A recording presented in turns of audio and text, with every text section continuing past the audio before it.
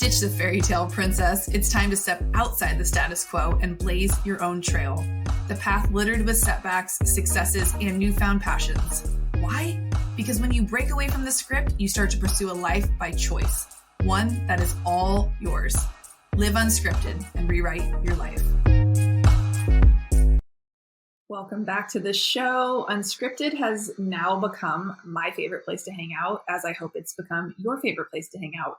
You know, you can tune in twice a week to listen to episodes that drop both Wednesday and Friday. And if you haven't joined our email list, our newsletter, we send out those episodes to you straight into your inbox. So you don't have to go look for them. They get dropped in your inbox with just a little blurb about what each episode is about to see if it's for you, if it's something you want to tap into and listen on your morning walk or your drive to work. Just try to make getting you the podcast as easy as possible.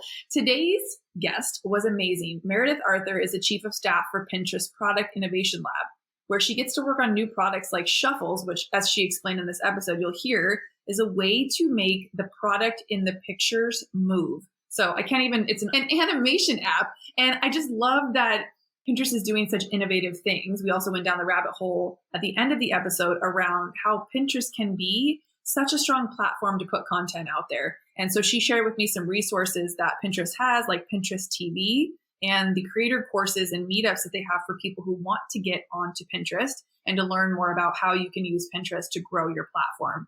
That was my favorite part of this episode. That's towards the end of the episode. But in the beginning, we talked a lot about her new book that's out now, Get Out of My Head, which is inspiration for overthinkers in an anxious world.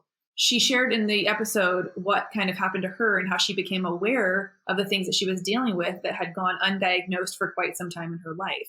And through that discovery, she was able to make massive changes and now shares all about what she does to overcome that stuff and to stop overthinking and to create some tools and resources for some of us who may also be overthinkers. I love this episode. I loved how real and raw she got talking about her journey and just how she opened up at the end around still having imposter syndrome when it came to writing a book about something that she knew a lot about. And it's just my reminder, and I hope yours too, that we don't have to have it all figured out before we help people. We don't have to have it all figured out before we can share our own perspective. What you know and what you have lived through can help people. So I just want to remind you that before you dive into this episode today. But if Pinterest is something you are not utilizing, be sure to tune into the last part of this episode to catch all about how you can be utilizing it. Welcome back to Unscripted. I'm excited to have today's guest on to share with us some things that I know nothing about. So that's always my favorite, right? When I can come into an episode where I'm like, teach me all the things. And Meredith Arthur is the chief of staff for Pinterest Product Innovation Lab, where she works on new products like Shuffles and a dynamic collage-based app. And How We Feel, winner of Apple's 2022 App of the Year Award for Cultural Impact. Her book, Get Out of My Head, Inspiration for Overthinkers in an Anxious World, is out now. Now, I'm just going to repeat that. Her book, Get Out of My Head, is inspiration for overthinkers in an anxious world. I'm putting my hand up because that... Yeah, I was going to say, Jess, I'm sure you do know about some of the things I'm going to talk about because I'm sure. I like to play the student who doesn't know anything because I feel like if I go in with a really open mind, it helps me just like learn things rather than thinking I know what I'm talking about and being like, oh yeah, I know that already. So but either way, Meredith, welcome to the show. I'm so excited to talk with you today. Well, thank you so much. It's so nice to be here. Yes. That's funny. I love that you just auto-checked me there and been like, you probably do know some things. I mean, as you were saying it, I was like, Jess, you definitely do know about this stuff. Listen, I will fake that shit till I make it because that is how I am. No qualms about that. My mom's always like, put your lipstick on and fake it till you make it. And some people hate that. Some people like it. And I think it helps build that confidence to like, you know, just try new things. And when it comes to online and social media and anything really online for me, it's not how I built my business. I came from the old school brick and mortar guerrilla marketing where you actually went out and talked to people. I didn't have to do any of this stuff. I didn't, you know, podcasts didn't exist yet. There was talk radio that annoyed me as a kid. My mom would listen to in the car. But there wasn't online social media marketing like there is. And so there are so many different platforms and avenues to which we can grow and share things, which is probably why this book is so needed because we now are inundated with so much information that I think it causes a lot of stress and anxiety and it causes people to overthink the fuck out of everything. So I don't even know where to start or what questions to ask you, can you just share some insight as to who you are? Yeah, sure, absolutely. I also remember the pre-podcast days. I started my career in New York. I worked in book publishing. It was a really long time ago. But I was so anticipatory of podcasts without realizing it that I would get books on tape and listen to them as I walked to and fro. It was like I was waiting for podcasts. Like, when will they be invented? Right? They were, but they weren't, right? A book on Yeah, exactly. pre-podcast. Yeah. So I work in the tech industry. I have for a really long time. That surprises me. I wouldn't have imagined, if you'd asked me at age 25, are you going to have a career in tech? Like, that did not necessarily seem like that was going to be where I landed. But I found myself really drawn to people doing interesting things and looking to tell stories and reach people in new ways. And that has just always led me through tech again and again.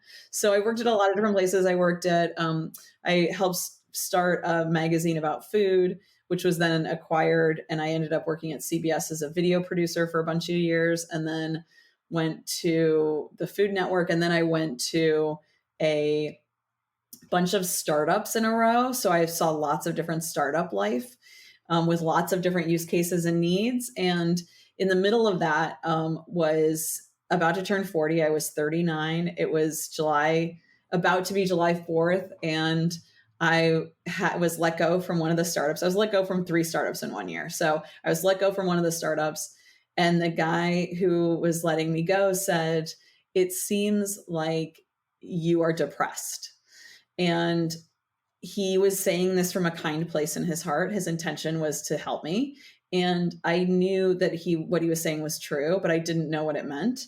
And had a lifelong set of migraines, physical pain, nausea, all this different stuff. And within a week and a half was diagnosed with generalized anxiety disorder, turned 40 and left a startup. And that was this big turning point in my life. And so then there was like a whole new change and different life after that. Started a website called Beautiful Voyager for people pleasers, overthinkers, and perfectionists. And then, and sort of a community space. And then just started to incorporate this work really separate from my career. So my career was going along and I was doing this, and eventually they connected at Pinterest. Wow. Oh my gosh. I love stories like this. I don't love the story about the fact that you had. I mean, it's an insight, right? It's It like, is. I was thrilled to learn it. When she told me, I had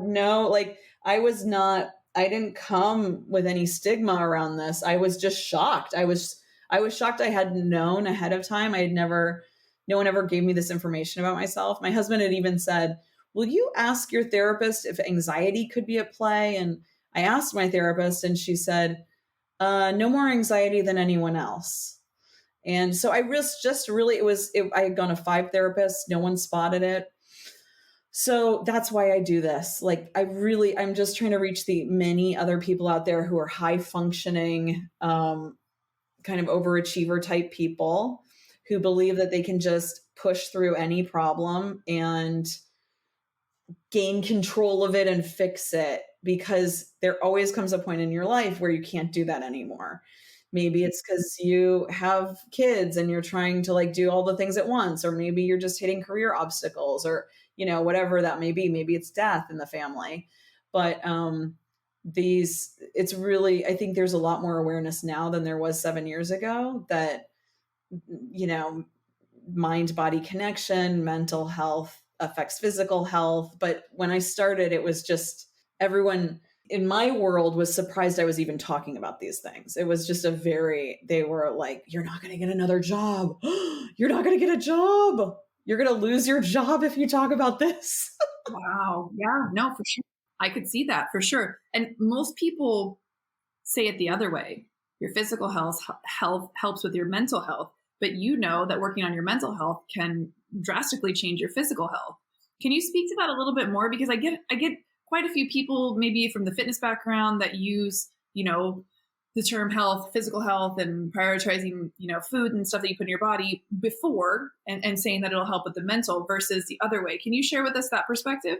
Yeah, for me, that was a matter of having lots of different symptoms and chronic issues that I just couldn't figure out what the reason was. And I had given up. I mean, I had gone to so many different doctors and every kind of new wave, new age type of doctor, or I don't know. I had tried everything basically. And so I had just sort of given up that my migraines and other issues could be improved. I mean, I was taking meds and everything, but it just seemed like a chronic condition. And it wasn't really until I saw a neurologist, it wasn't a therapist who diagnosed me, a neurologist who said, I work with a lot of people in Silicon Valley and I see this over and over. And most people, when I tell them, won't listen to me. But I listened the second she said it. So really I always see physical health as so intertwined, which it is, with emotional well-being and mental health, that physical health can be almost like an objective reality that helps you understand what's happening with your mental health. For me, at least. For sure. No, that makes complete sense. And I'm sure it's resonating with somebody listening right now, because I know that to be pretty prevalent, even in the beauty industry where I come from. I know a lot of people dealing with that, but the outside face of working with clients is kind of how they hide behind and not address that. But you can see it in the form of physical ailments between migraines, and many of them struggling with, carpal tunnel or different symptoms of the body that I look and think, you work half as much as me. You shouldn't have that yet. Like, you've only been doing hair for 5 years. That's not normal to be there. What else is going on? Yeah. The one thing I remember right after I was diagnosed is I would talk to people and I'd say, like, do you sleep okay at night? And I heard from so many people like, well, I have a couple whiskeys and smoke a joint and then I can sleep. And I'm like, you're like self-medicating to try to deal with stress. And it's amazing how much people just thought that was normal. Just so many people, if I would say that, they were like, yeah, that's me. Of course I do those things every single night. And not for enjoyment, just to get to sleep. So I just think that's a real telltale. 100%. No, I can think of a few people off the top of my head who that is just normal. That's a normal way to wind down. It is not an issue for them. That's just their coping mechanism. Okay, so talk us through how you ended up with Pinterest and what are the things you're working on over there now? And what can we learn from this? I'm so excited. Yeah, I was very lucky. I was hired by one of the co-founders of Pinterest who was looking for someone who had content experience, which I had worked in content for many years, product experience, which in tech is just what we build is the product, and then mental health experience. And so I was like, this has to be me. There can't be anyone else that is this, unusual Venn diagram of interests and experience. So was very lucky when he brought me on to work on prototypes and very early stage products. And through that work, I was connected with the other founder and landed working on the app How We Feel, which is now launched, and it's a free emotion tracking app, free to everyone. It's through a nonprofit that co-founder created. And then I, basically landed as chief of staff of the product innovation lab, where we work on lots of different new ideas and new products. And my experience with startups was a really good fit for this kind of work. Definitely. So what's the difference, would you say, in the space that you get to work in now versus where you were working before? Do you think it's better for your mental health being in this space where you're at? Yeah, I think a lot of it is a few things happening at once. One is a lot of self-knowledge. So it took time for me to learn that I've done a lot of those personality tests, like corporate personality tests, and learned that I'm very strongly in the inspire category. So I'm great with chaos and ambiguity, and I'm good where there are new ideas and people are a little unsure. The 0 to 1 space is the space that I love. And in a lot of my past jobs, if I was put in a 1 to 100, so we've already figured everything out and you just scale it, that is not the right space for me to be in. And I'm very appreciative of people who are in that space because I think it's a great partnership. So, and also I had like pivoted numerous times between roles. Like I didn't know, was I a content person? But if I'm a content person, I don't have enough say over like how we reach people and how do I get out into the world. And so moved into product, and it took a long time for me to understand what I was really good at, what my producer soul like could make happen, and what I could let go of and trust other people. The thing that I always have been very strong at, I think, is finding the kinds of teams I like working with and connecting with those teams. So I feel really lucky now to be in a job where I'm with people that I think are smarter than I am. I think that's like one of the greatest things in the world. So I'm very inspired by the team I get to work with. And I get to be sort of to play to my strengths around protecting innovation, like how innovation happens. How do we come up with new ideas? How do we start to follow through on them? What do we let go of? So a lot of space, a lot of stuff in the mindset category around innovation. Very cool. Super cool. So what are some things that Pinterest is working on right now? Is there anything that we don't know about, or that things that we can capitalize on that maybe are not being used as they should on Pinterest? I don't think anyone would be surprised anywhere to hear that every single tech company is thinking about generative AI. So ChatGPT is something that I'm sure you've heard about. It's being talked about constantly. Basically, every company is trying to understand what the future looks like. It's as big of a technology change as mobile phones were, or as Web 1.0 was. So these are just sort of seismic changes, and I think everyone is trying to understand what does that mean for our pinner experience. I work very closely, as you mentioned earlier, on Shuffles, which is an animated dynamic mood boarding app that Gen Z is very into. When it launched, we were in beta, and it just caught fire on TikTok, and everyone wanting codes to get in early. And now it's open in the US and in Canada and in other English speaking countries. And we just expanded to 9 new markets internationally. So wow, it's a really interesting, fun app to play with. Very cool. I know nothing about it. Can you enlighten some of the listeners if they too don't know what it is, or if they do know what it is, maybe utilizing it?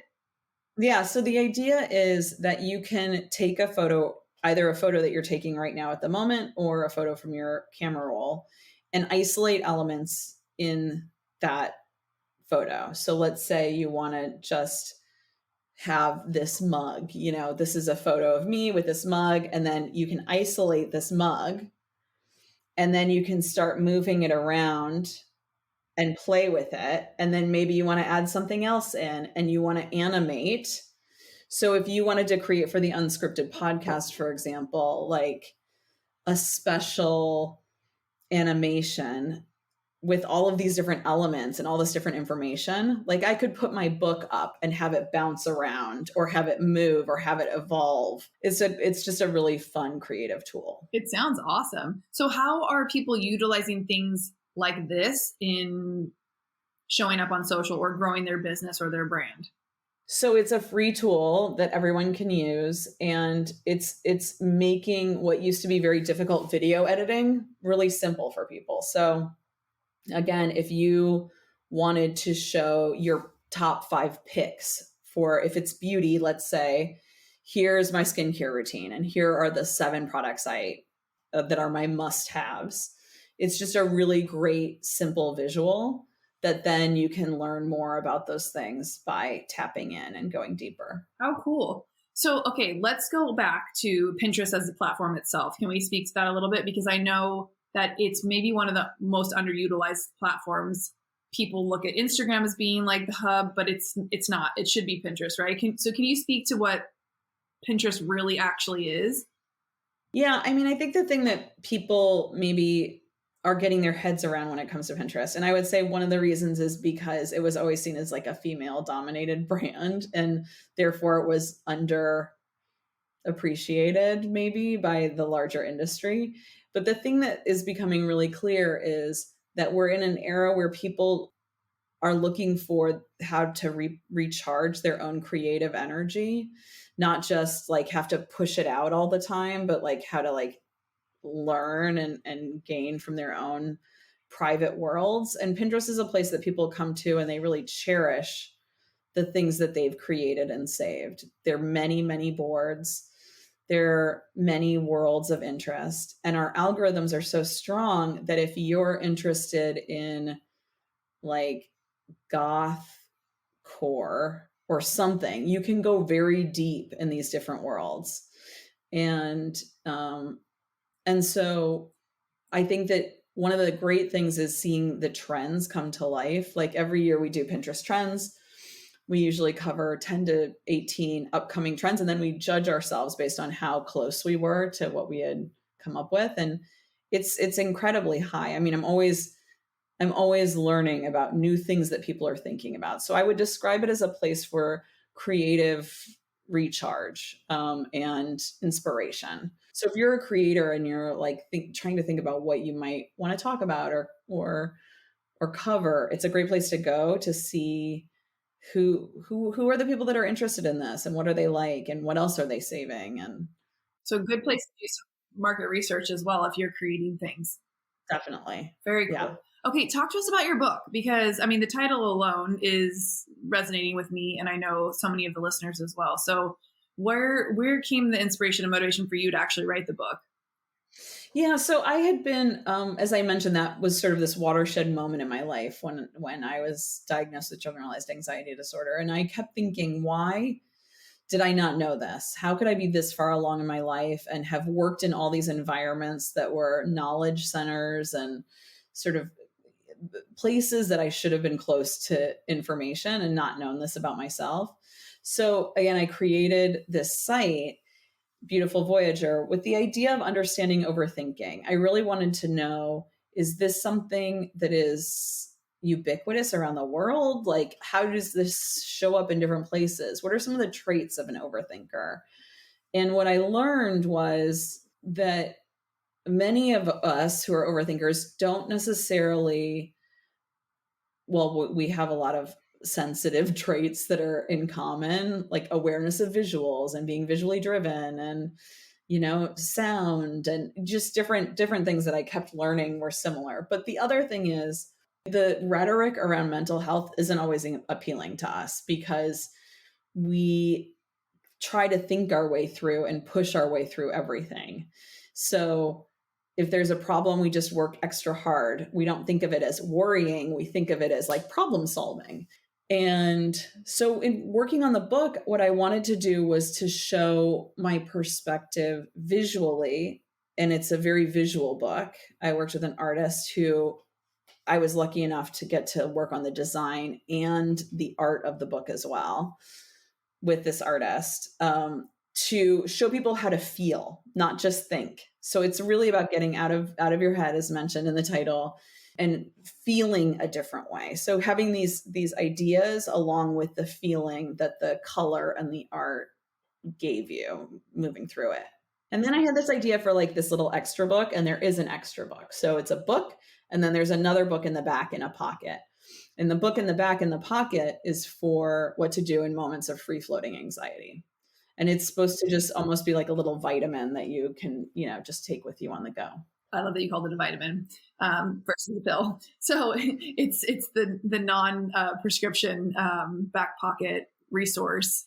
Yeah, just like, I'm very interested in strategies to help people regulate their emotions. And I'm learning more all the time about the many strategies to experiment with as you try to figure out like what works for you. So it was sort of an experiment before I even had started working. I didn't even use the term emotional regulation when I was working on it, but that was the sort of feeling of what I was going for. I mean, I think now that you are using that term, emotional regulation, I mean, I wish that was a more spoke about thing. I don't think you hear that term used very often. And I think so many people are overthinkers, right? I think there's more of us than we like to admit. But a lot of us like to think our way out of things rather than feel our way out of things or to connect back to ourselves. Would you say that there's any tools or tricks in there to help us get out of our head and into our body versus... I mean, that's what the whole book is. It's and yes, there are so many. I'm so excited to read I was disappointed I didn't have enough time to get it and read it before. Yeah, no, not at all. Don't even worry about it.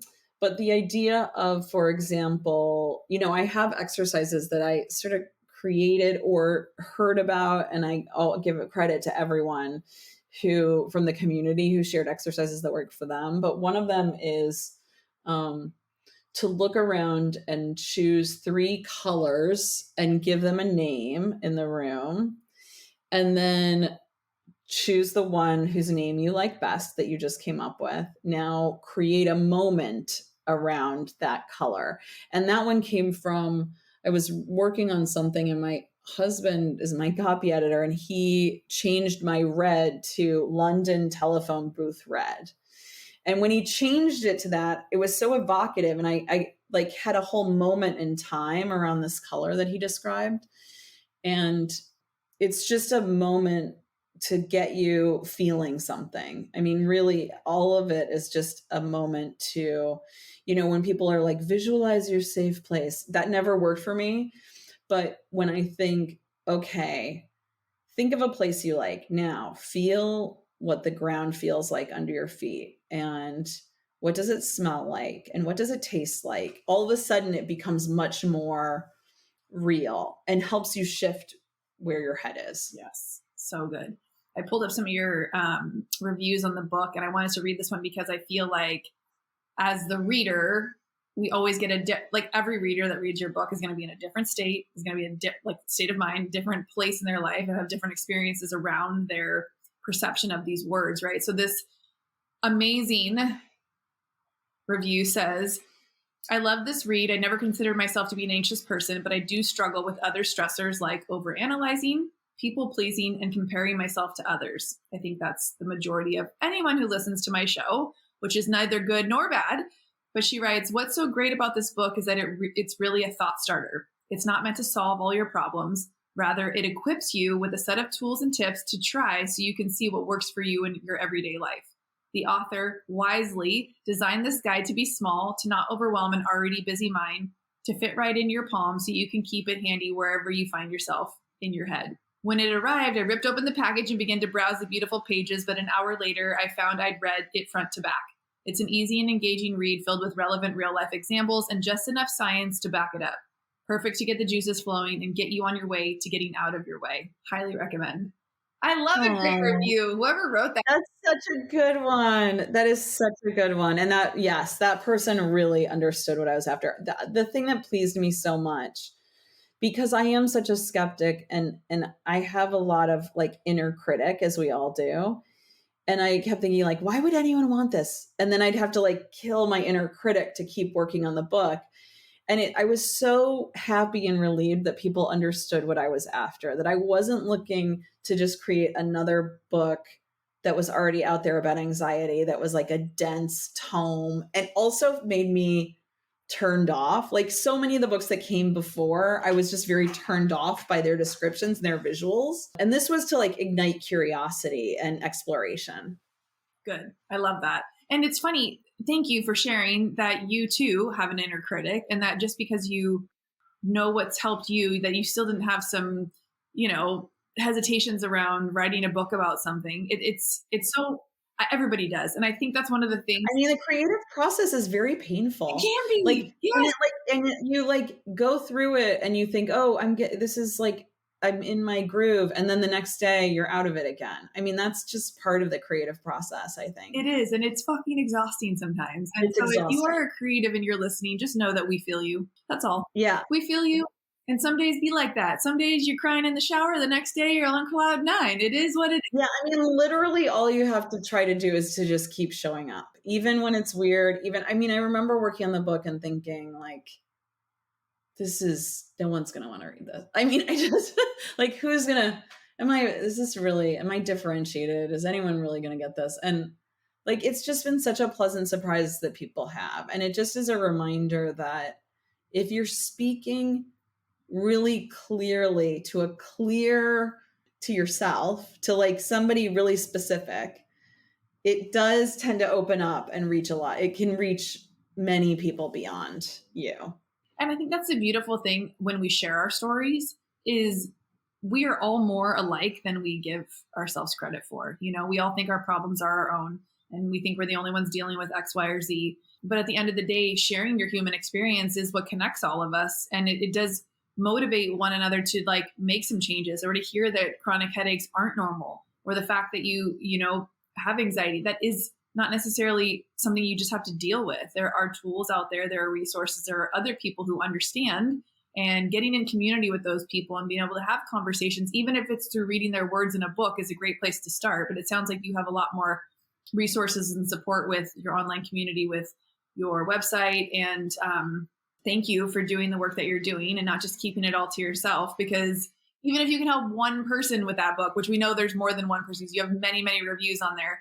I think sharing those perspectives is what shifts and changes everybody for the better, right? We all need support. Yeah, absolutely. And there's one other thing I wanted to tell you about. On my site, I have a map that's a map of overthinkers around the world. If you go to Bevoya, Bevoya, you'll see the map. I think if you scroll down, it's on every page. You can like tap into it. And it's a Google map that you can like go into and see exactly where the lighthouses are. So people erect for free lighthouses, and then they throw messages in a bottle to other overthinkers. So the blue ones are all messages in a bottle. And it's amazing to me to see just these things come in, like just from all over the place.